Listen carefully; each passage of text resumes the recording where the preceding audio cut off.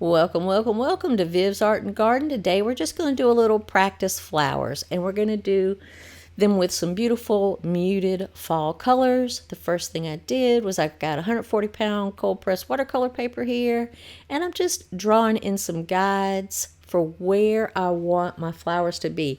And that's just circles. I'm doing some bigger circles and some smaller circles because we want different size flowers, maybe a few lines here and there, just to do some those long skinny flowers, some panicle shaped flowers. And then I'm going to go ahead and do the little centers of my flowers, little circles inside the circles for the centers. Now, where you place your centers can help you determine how your flower is going to be oriented toward the viewer. If you want your flower to look like you're viewing it head on or straight on, then put that center directly in the middle of the circle. If you want it to look like it's either tilting up or tilting down, then you can put the center of the flower down toward the bottom or up toward the top. Then the other way that you decide how the flower is going to be pointing is the length of your petals, your flower petals. Now I'm using my filbert brush, and all I'm doing is messy brush strokes. I'm doing a little curve to them. I don't like that color. It's a little too purple, so I've added some maroon to it. I wanted it to be more of a wine color, so not so purple. So I just added a little maroon to that. And as you see, I'm just doing some basic strokes. I am making the petals a little fatter toward the tip and skinnier where it goes down toward the middle, and letting the ends of the petals be sort of frilly. I'm not making them solid square shapes. It's sort of like a cosmos. Now, as you see these petals here at the bottom, I'm making them shorter and a little more flared looking. The reason I want to do that is because I want it to look like it's tilting toward you. So those petals in the back, on the back side, are much longer and a little bit more thicker. The petals at the bottom are shorter. They're flared a little bit, but they're smaller. So that gives the impression that the flower is curved and cupped and also more tilted towards you. Now this next flower, I've got a beautiful golden ochre with a little bit of red, so it's kind of orange. I'm just doing short, fat petals, and I'm doing them all the same length. So this flower, it looks like you are looking directly into the center of it. You're looking directly at it. Again, it's just a bunch of messy brush strokes and letting the edges of the petals just be uneven. Don't get too stressed about this. It's just a flower, and you're just doing messy curved strokes. One direction, and then on the other side of the petal, you might want to go the other direction to make it look more curvy. Now on this flower, I'm making the petals on the top of the flower shorter and broader, and the petals on the bottom longer and more plump.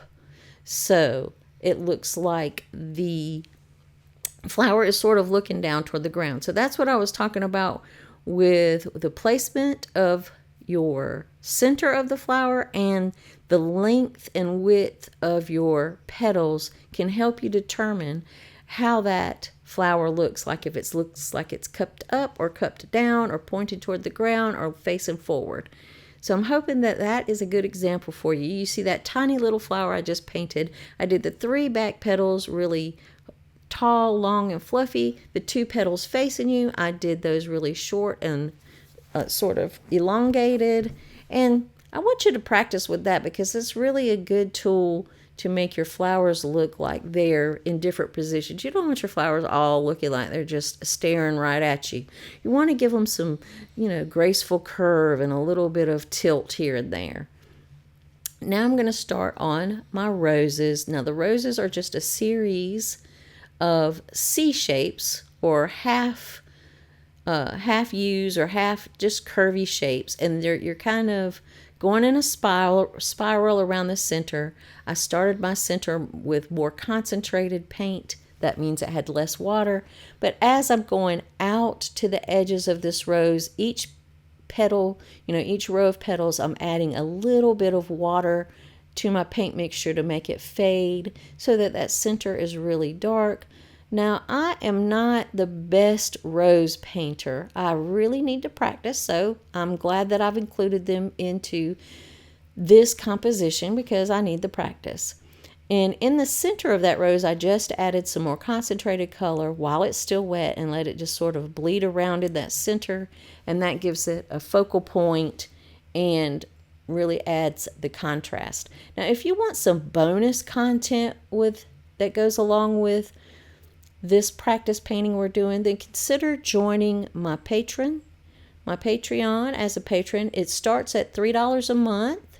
For $5 a month, you will get the outline drawing of this, the complete supply list, a mixing guide, and, well, since this one is out of our imagination, you won't get a reference photo, but you'll get a reference painting. You'll get the picture of this painting so that you can kind of refer back to it. And that's for $5 a month.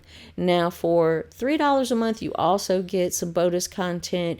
You may get a coloring page related to this, or a worksheet. I don't know. I haven't decided what I'm going to create as the bonus content for my level 3s. And it goes on up to, I have different levels. You can go check that out. I'll link it below. But, please consider joining my Patreon. It helps me keep making these videos for everyone to enjoy on YouTube. And I would appreciate it so much. Now, jumping back over to the flowers, we're going to do our panicle flowers. What I did was I started at the tip, and I just did some tiny little brush strokes. I also switched over to my miniature brush. This is my golden maple miniature brush. And as you go down, you start at the tip skinny, just a few little dots, and then you spread those dots out wider and wider, add more dots into a cone shape so that by the time you get down to the bottom, it is much wider at the bottom than it is at the top. So it has a triangle or a cone shape. And that is, in flower talk, those are panicle. That's a panicle shape. So yeah, I love these flowers. It's kind of like a goldenrod, but most of these flowers are just imaginary, except for my roses, and my roses look the worst. It's okay though. I'm gonna keep going because I'm learning, I'm experimenting, I'm letting myself play to see how this is going to come out. I did not pre-plan this. I'm just winging it. And I will talk to you about some things I think I could do better at the end. Now, I filled in those centers. I didn't fill them completely in, but I did fill those centers in with some golden yellow. I didn't film it for whatever reason. I'm sorry. And now I have got a nice green mixture mixed up. I'm back to my filbert brush. I'm just doing sort of little ovals. Some of the ovals I'm leaving the centers plain dry paper white.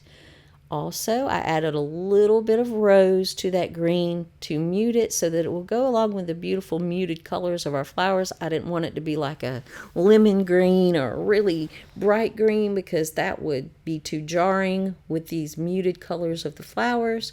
So to knock that a little bit back, I just added in some rose. Anytime you want to mute a color, add its complement. So for example, if you want to mute green, you add a little red. Now, it doesn't have to be red. It can be in the red family. So keep that in mind. If you want to mute purple, you add a little bit of yellow. If you want to mute like a blue, you'll add a little bit of orange. So just add its complementary color, and that will mute those colors down some. And it's better than adding like a black or a gray, because that would just make them look muddy. And we don't want muddy. We don't like, that is one thing we don't like. We don't like overly muddy.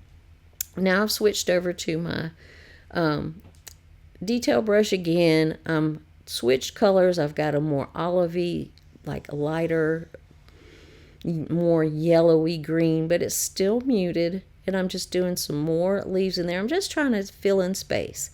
But I am going to tell you that what I learned from this is I wish when I do this again, I will do it better. I will put my flowers closer together so they are touching and overlapping.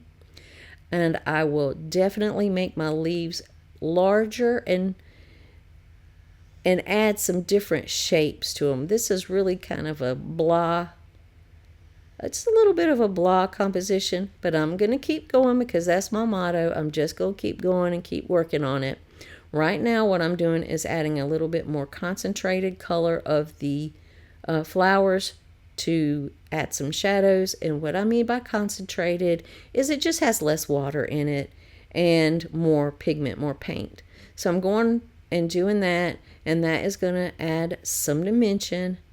Doing it to my roses. It really helps these roses. These roses need some help, y'all. That is one flower I think I'm going to practice. I might do a whole video just practicing roses and make y'all come along with me so that I'm not alone while I'm practicing. But that does add some contrast, and it does really bring out those roses a little bit better, adding those darker shadow tones in there. Of course, we're going to work our way around all of these flowers, and I am doing wet on dry. That's when you have the most control of your watercolor, and wherever you put that color, it's going to stay. Unlike whenever you do wet into wet and the page is wet and your paint, you come in there with your paint, it will spread and mix and mingle and gives beautiful spontaneous results. But sometimes you want to have some more controlled shadows because I really want these to have some good contrast. So I didn't want to do the wet on wet for my shadows. You can.